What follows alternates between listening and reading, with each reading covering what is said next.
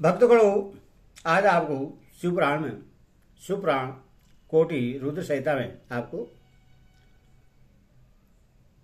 ऋषिका पर भगवान शिव की कृपा एक असुर से उसके धर्म की रक्षा करके उसके आश्रम में नंदकेश नाम से निवास करना और वर्ष में एक दिन गंगा का भी वहां आना। भक्तगणों, आओ इस शिवपुराण को ध्यान पर सुने और भक्ति माँ भगवती चैनल को लाइक एंड सब्सक्राइब करें।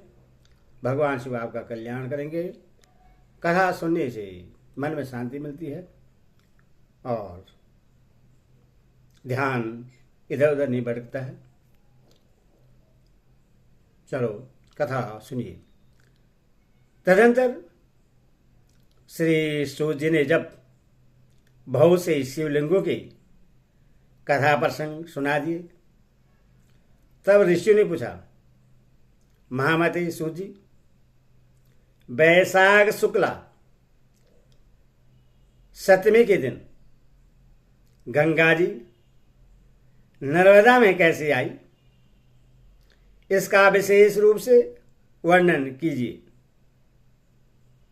वहां महादेव जी का नाम नंदिकेश्वर कैसे हुआ, इस बात को भी प्रसन्नतापूर्वक बतलाइए। सूर्य ने कहा, महर्षियों, एक ब्राह्मणी थी जिसका नाम ऋषिका था।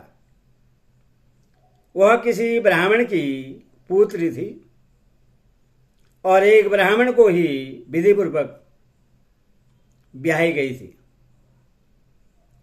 विप्रवरों, यदि भी वह द्विज पत्नी उत्तम व्रत का पालन करने वाली थी, तथापि अपने पूर्व जन्म के किसी अशुभ कर्म के प्रभाव से वाल वैधवय को प्राप्त हो गई,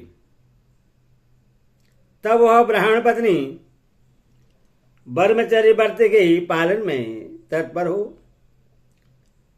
पार्थिव पूजन पूर्वक अत्यंत कठोर तपस्या करने लगी।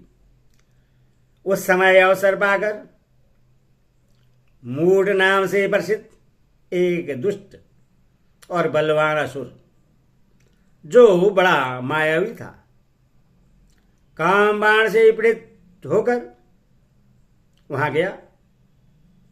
उस अत्यंत सुंदरी कामनी को तपस्या करती देख वह असुर उससे नाना प्रकार के लोभ दिखाता हुआ उसके साथ संभोग की याचना करने लगा। मुनीश्वरों, परंतु उत्तम व्रत का पालन करने तथा शिव की ध्यान में तत्पर रहने वाली वह साध्वी नारी काम भाव से उस पर दृष्टि न डाल सकी।